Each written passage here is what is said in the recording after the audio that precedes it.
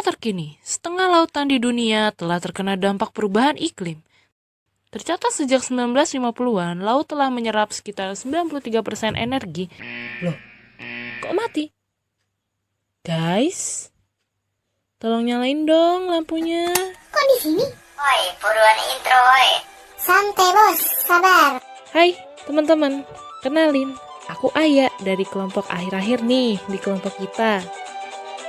Di kelompok kita ada Niko, Tiara, Nanda, Yomun, Rusti, dan Fajar. Kita bertujuh bakal ngejelasin apa itu perubahan iklim yang terdeteksi dari laut. Jangan lupa like, komen, subscribe ya. Langsung dah, cekidot.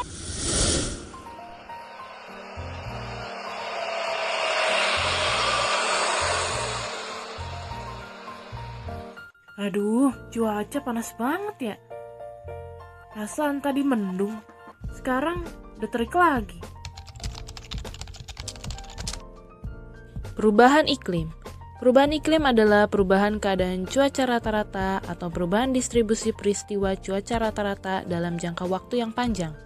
Perubahan iklim terjadi ketika perubahan dalam sistem iklim bumi menghasilkan pola cuaca baru yang bertahan selama setidaknya beberapa dekade dan mungkin sama jutaan tahun. Ternyata perubahan iklim dapat dilihat dari laut juga loh. Coba nih, Fajar jelasin. Oke ya, jadi perubahan iklim itu contohnya pemanasan global. Nah, dampaknya itu kalau terjadi pemanasan global, nanti suhu di kutub utara dan suhu di kutub selatan akan naik. Sehingga es di sana mencair dan pada akhirnya tinggi permukaan laut naik. Nah, dampak kalau air laut naik akan dijelaskan oleh Nanda.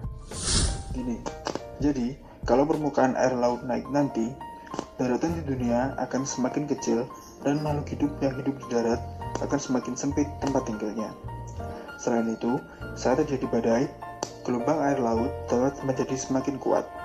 Contoh yang bisa dibayangkan yaitu dari Collaborative Knowledge Network Indonesia menunjukkan bahwa Jakarta akan tenggelam pada 6 Desember 2025.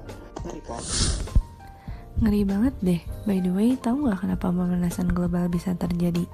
Pemanasan global terjadi akibat peningkatan gas rumah kaca atau gas yang memantulkan panas saat di atmosfer. Contohnya, karbon dioksida, metana, dan dinitrogen oksida. Sehingga panas yang diterima bumi oleh matahari lebih susah untuk dilepaskan. Akibatnya, suhu bumi meningkat. Tingginya konsentrasi CO2 ini tidak hanya menyebabkan kenaikan permukaan air laut dan pemanasan global, tapi dapat juga terjadinya asidifikasi laut. Nah, asidifikasi laut ini akan dijelaskan oleh teman kami, yakni Niko. Silakan Niko. Aku akan menjelaskan tentang asidifikasi air laut. Jadi, asidifikasi air laut itu adalah istilah yang diberikan untuk proses turunnya kadar pH air laut yang kini tengah terjadi akibat penyerapan karbon dioksida di atmosfer yang dihasilkan oleh kegiatan manusia seperti pembakaran, sehingga membentuk asam karbonat dan meningkatkan keasaman air laut.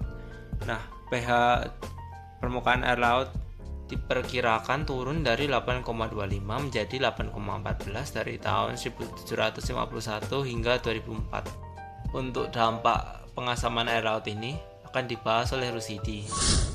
Jadi dampak dari asidifikasi air laut diantaranya adalah tingkat keasaman yang tinggi, kemudian mengganggu pendengaran beberapa spesies makhluk hidup yang tinggal di laut, sehingga rawan terjadi kepunahan dan mengancam ekosistem laut. Oleh karena itu juga dapat terjadi ancaman komersil apabila yang terganggu adalah ikan konsumsi atau yang berhubungan dengan ikan konsumsi. Wah, efek perubahan iklim di laut gawat juga ya. Makasih informasinya kawan-kawan. Dan mungkin cukup sekian dari kami.